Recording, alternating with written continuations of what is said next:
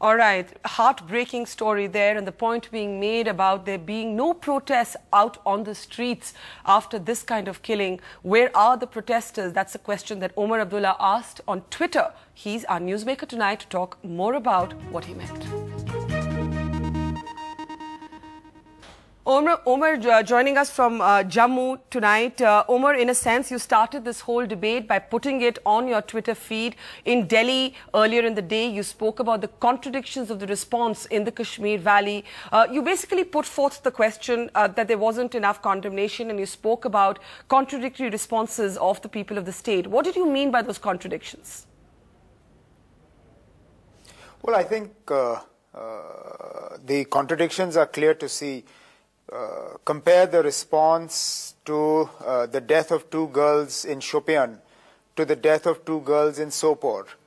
Now, because there were question marks about the death of the girls in Shopian, and it was possible to level allegations against the security forces in those deaths, you saw the sort of response that you did.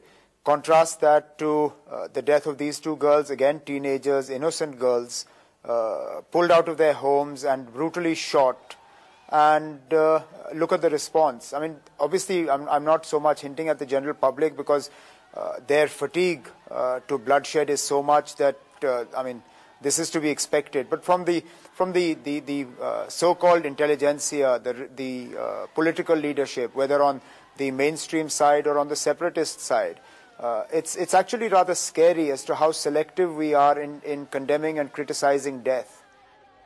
Do you have a sense of who may be responsible for the murder of these two young girls?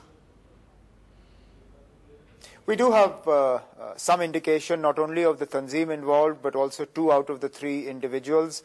Our initial response would suggest that 2 of the people are local and 1 is non-local, but obviously not wanting to compromise any inquiry that is ongoing, I really don't want to get into details of either the name of the Tanzim or of the individuals that we suspect are behind this. Why do you believe that these girls were targeted? Again, that's something that definitely needs to be looked at. But whatever the reason may be, how does it justify killing 2 girls in their teens? I mean, whatever reason they will come up with. It in no ways justifies the action. I mean, which religion justifies the use of force like this? Which religion justifies the killing of 2 young girls?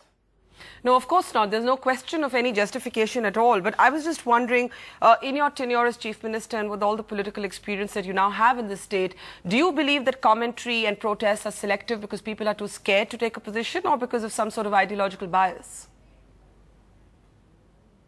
I think there is a fear element. One can't deny that. But there is also an element of the bias. There is also the element of wanting to be perhaps, how do I put it, more in tune with the separatist mindset, so to speak. Look, I mean, I have no problem with your politics. All I'm saying is that murder is murder and death is death, and both should be condemned equally, regardless of whose finger is on the trigger.